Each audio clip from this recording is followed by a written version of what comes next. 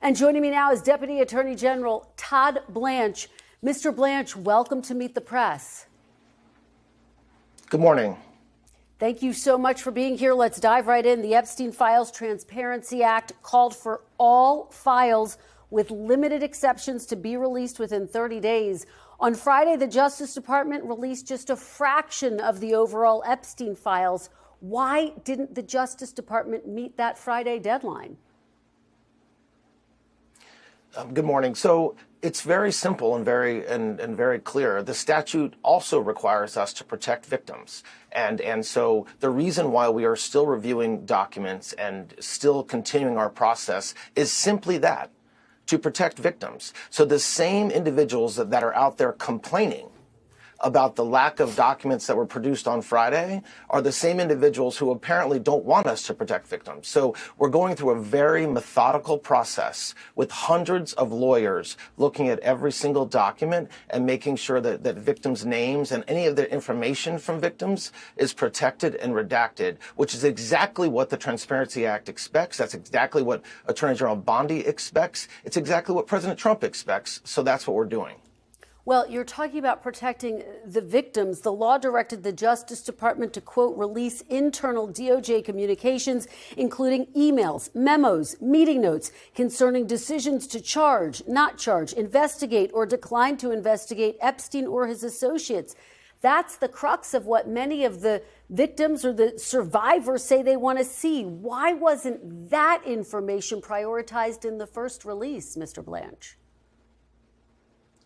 Well, first of all, it was. And there are numerous documents released on Friday that address what you just quoted from the statute, that address internal communications within the Department of Justice and internal communications between law enforcement and the Department of Justice. But it's for the same reason, because many of those internal communications talk about victims. Many of those internal back and forth between prosecutors and law enforcement talk about victims and their stories. And that has to be redacted. And by the way, everybody expects us to redact that. So the same complaints that we're hearing yesterday and even this morning from Democrats and from others screaming loudly from a hill about lack of production on Friday, imagine if we had released tons of information around victims. That would be the true crime. That would be the true wrong. And if anybody out there, I heard Congressman Raskin, the Democrats on the House Oversight Committee releasing statements accusing Attorney General Bondi, Director Patel, and myself of not doing our jobs. If they have an issue with me protecting victims, they know how to get a hold of me. But we're not going to stop doing it. Well, let's talk about the redactions, which you raised. The Epstein Files Transparency Act prohibits redactions, quote, on the basis of embarrassment, reputational harm, or political sensitivity. Has anything been redacted on that basis? Absolutely, positively not. And that's another trend that is just simply false. There were a number of photographs that were pulled down after being released on Friday. That's because a judge in New York has ordered us to listen to any victim or victim rights group if they have any concerns about the material that we're putting up. And so when we hear concerns, whether it's photographs of women that we do not believe are victims or we didn't have information to show that they were victims, but we learned that there are concerns, of course we're taking that photograph down and we're going to address it. If we need to redact faces or other information, we will, and then we'll put it back up. So we are in every way, shape, and form complying with the statute, which, by the way, is what President Trump has been asking us to do since before he was elected. There is nothing that he has to hide in the Epstein files. There never was. And even though there's repeated attempts by Democrats to paint him as being part of the Epstein saga, it's failing over and over again. And so you should not be surprised that the material that we released on Friday or the material that we're going to release over the next couple of weeks is exactly what the statute requires us to release, which is everything that we have from this case, with the exception of redacting personal information from victims and other statutes, privileges and things like that. Otherwise, everything's getting produced. Mr. Blanche, I want to follow up with you on what you just said. You were referencing the 15 files released Friday. They disappeared from DOJ's website yesterday, including this photo of what looks like a desk with a drawer open containing photos of Donald Trump. Just to be very clear, to put a fine point on it, Why were these files taken down? You're saying it was at the direction of a judge? Well, you can see in that photo, there's photographs of women. And so we learned after releasing that photograph that there were concerns about those women and the fact that we had put that photo up. So we pulled that photo down. It has nothing to do with President Trump. There are dozens of photos of President Trump already released to the public, seeing him with Mr. Epstein. He has said that in the 90s and early 2000s, he socialized with him. So the absurdity of us pulling down a photo, a single photo, because President Trump was in it, is laughable. And the fact that everybody's trying to act like that's the case is a reflection of their true motivation. But the reality is anybody, any victim, any victim's lawyers, any victim rights group can reach out to us and say, hey, Department of Justice, there's a document, there's a photo, there's something within the Epstein files that identifies me, and we will then, of course, pull that off and investigate it. Are you saying that one or more of the women in one of the photos or several of the photos is a victim or a survivor of Jeffrey Epstein, and that's why you took those files down? And will they be put back up? No, that's not what I'm saying. We, of course, if we knew that, if we believed that photograph contained a survivor, we wouldn't have put it up in the first place without redacting the faces. But notwithstanding what we believe, we don't have perfect information. And so when we hear from victims' rights groups about this type of photograph, we pull it down and investigate. We're still investigating that photo. The photo will go back up, and the only question is whether there will be redactions on the photo. And of course, if there are survivors in any of the photos, we will redact them as Congress expects us to do, as President Trump expects us to do, and as the Attorney General and Director Patel have directed the department to do. Okay, let's delve more deeply into the redactions. Is any information about President Trump redacted in any of the files that have or will be released? No. Not unless it's supposed to be redacted under the law, which means victim information or any sort of privilege, like attorney-client privilege. But I have no reason to believe that the lawyers that were working on this case were talking about President Trump, because he had nothing to do with the Epstein files. He had nothing to do with the horrific crimes that Mr. Epstein committed. And so I don't expect there will be anything redacted. But the short answer is we are not redacting information around President Trump, around any other individual involved with Mr. Epstein. And that narrative, which is not based on fact at all, is completely false. The White House has said that President Trump is included in the files. Can you guarantee that every mention and every photo of President Trump in the Epstein files will be released? Yes. Yes, I mean, I've said it 3-4 times now. We've said it before, and President Trump has said it repeatedly since before he was elected. And since he was elected, all summer long, he said the same thing. I have nothing to hide. And so, of course, that's the case. But let me just make sure everybody understands something. To the extent that he is, quote, in the Epstein files, it's not because he had anything to do with the horrific crimes. Full stop. But yes, if President Trump is mentioned, if there's photographs that we have of President Trump or anybody else, they, of course, will be released with the exception of any victims or survivors that we've identified, which we will either not release that photograph if it's just a photograph of a survivor, or if we do release the photograph because there's other individuals in the picture, the survivor's face or her entire body in some cases will be redacted. And we're talking about President Trump in relation to this. For months, he urged Republicans to stop pushing for the files to be released. He dismissed the Epstein files as a hoax. I want to play a little bit of what he has said about the Epstein files before he signed the law. Take a look. It's all been a big hoax. It's perpetrated by the Democrats and some stupid Republicans. I don't understand it, why they would be so interested. He's dead for a long time. It's sordid, but it's boring. This is a Democrat hoax that never ends. Are the Epstein files a hoax, Mr. Blanche? What President Trump is saying is not that the Epstein files are a hoax. It's this game that Democrats have been playing for the past 9 months around the Epstein files that is a complete and total hoax. Well, and some Republicans pushing for the release, too. Some of the Republicans were pushing for the release, too. just to be clear. Well, that's different. That's different. To be clear, releasing the files is not what President Trump has ever had an issue with. When he calls this a hoax, he's talking about the fact that there's this narrative out there that the Department of Justice is somehow hiding or protecting information about him, which is completely false, as evidenced by the fact that the Epstein files existed for years and years and years, and you did not hear a peep out of a single Democrat for the past 4 years. And yet we're supposed to believe that, lo and behold, all of a sudden, out of the blue, Senator Schumer suddenly cares about the Epstein files. That's the hoax. And that's the hoax that has existed for months and months and months. This isn't about whether we would release or not release the Epstein files. As a general matter, we do not release the files of criminal investigations and prosecutions. Yeah. There's laws around that. There's laws that protect victims, that protect the innocent. So we're doing something here that is more transparent than we've done in any criminal investigation in the history of this country. Don't forget that. In November, President Trump directed the Attorney General to investigate, speaking of investigations, high-profile Democrats with ties to Jeffrey Epstein. Is the Justice Department investigating only Democrats or everyone with a connection to Jeffrey Epstein?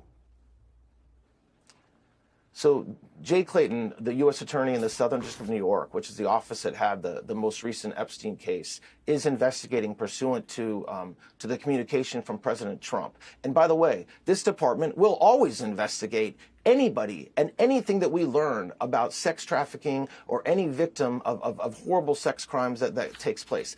As proof of that, the Attorney General, the Director of the FBI, we have charged and we are prosecuting more child predators just in the first 10 months of this administration than the entire 4 years of the Biden administration. So this idea that we're protecting or doing something wrong when it comes to protecting victims is not true.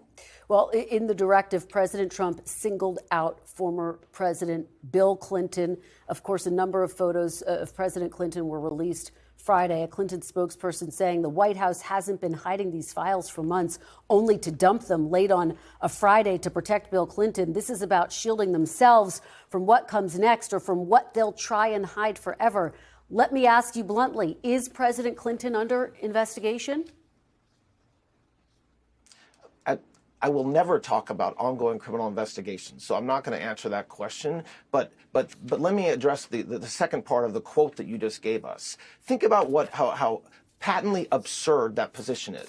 The idea that we have hundreds and hundreds of DOJ lawyers. These are not politicals. It's not me. It's not Attorney General Bondi looking at all of these files and determining whether they are responsive to the act. And we overcollected, by the way. We went out to all of our components and we said, give us any document that you think in any way, shape, or form is connected to the Epstein case. And that's what we're going through. So the idea that we are hiding something or there's something that we have hidden under a rock around President Trump or other Republicans is not only false, but it's obviously false for anybody that's intelligent enough to think about what we're doing.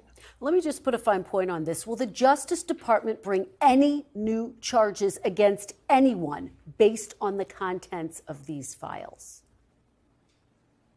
We have continued to investigate anybody associated with Jeffrey Epstein for years and years. We discussed this in our July memo, and we continue. So the answer is, I don't know whether there'll be additional prosecutions. Based on the information that we had in July, based upon the information that I'm aware of now, we are not prepared to bring charges against anybody, but we are learning new information all the time. We learned the names of additional victims as recently as Wednesday of this week. Okay, so there's new names that we didn't have before that we ran across our database to understand whether they had ever met with law enforcement or ever talked to the FBI. And so we're always investigating. And so it would be premature and not fair for me to unilaterally say yes or no to what future prosecutions there may be. Okay, Mr. Blanche, you talk about the reaction from Capitol Hill. Let me allow you to respond to some of it. Congressman Thomas Massie and Ro Khanna, the authors of the Epstein bill, say the partial release of files failed to comply with the law. They say they are considering looking into the possibility of impeachment proceedings, contempt, even criminal referrals for obstruction of justice for DOJ officials. Do you take these threats seriously? Not even a little bit. Bring it on. We are doing everything we're supposed to be doing to comply with this statute. And Congressman Massey and these other congressmen that are coming out speaking negatively about Director Patel and the Attorney General have no idea what they're talking about. They know the work that we're going through. They know what we're doing to protect victims. I mean, just think about what we're doing. You're talking about 1 million or so pages of documents. Virtually all of them contain victim information. So listen, the idea that Attorney General Bondi would ever let a single piece of paper go out of this department that contains victim information is something they know we won't do. And the fact that they're threatening to impeach her for protecting victims is a reflection of where their head's at. It's not a reflection of this department. We are complying with the statute. We will continue to comply with the statute. And if by complying with the statute, we don't produce everything on Friday, we produce things next week and the week after, that's still compliance with the statute. There is well-settled law, as they should know, that in a case like this, where we're required to produce within a certain amount of time, but also comply with other laws like redacting information, that very much trumps, redacting information very much trumps some deadline in the statute. All right, couple more, and we're almost out of time. I do want to ask you about Ghislaine Maxwell, who was, of course, convicted in 2021 for her role in helping Jeffrey Epstein traffic his victims. In July, you interviewed her in Florida, where she was serving a 20-year sentence in federal prison. Just a week later, Maxwell was moved to a more permissive prison camp in Texas. Why was she moved just days after you interviewed her, Mr. Blanche? So that's a Bureau of Prison Security issue that I will not talk about. Did you have anything to do with it? Did you have anything to do with it? Let me finish. First of all, I am responsible for the Bureau of Prisons. So every decision that they make lands on my desk to the extent it needs to. But just let me talk about the security issue. At the time that I met Ms. Maxwell, there was a tremendous amount of scrutiny and publicity towards her. And the institution she was in, she was suffering numerous threats against her life. So the BOP is not only responsible for putting people in jail and making sure they stay in jail, but also for their safety. And so she was moved. She is in federal prison. She was in federal prison before. She's in federal prison now. She's doing 20 years because she was convicted. And the fact that she was moved, she might be moved to another institution tomorrow if security requires it. And that's true of any federal inmate across this country.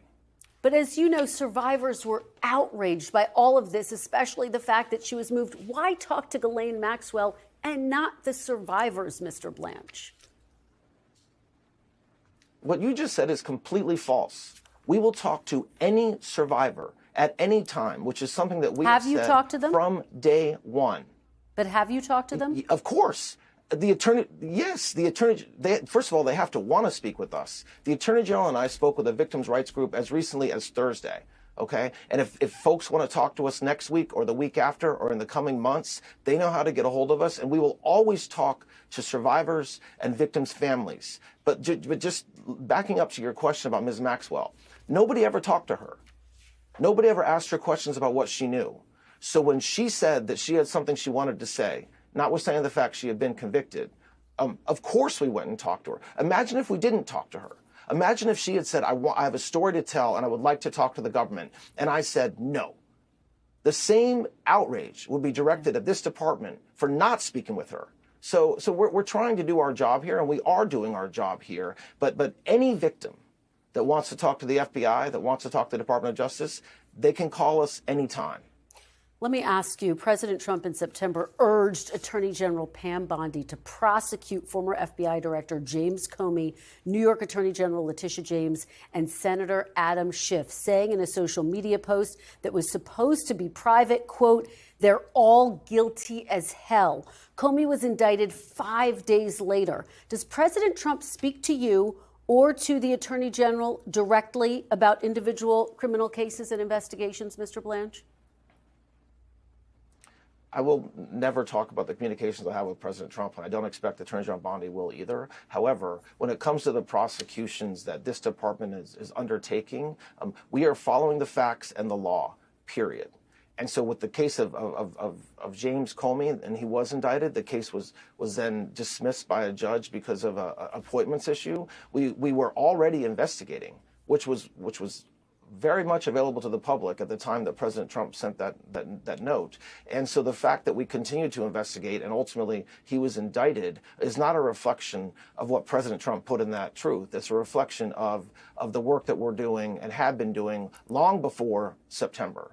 Just very quickly, career prosecutor Eric Siebert was fired after refusing to prosecute these cases against James Comey. He was replaced by Lindsay Halligan, of course, the president's former personal lawyer who doesn't have prosecutorial experience, who was found to be unconstitutionally appointed.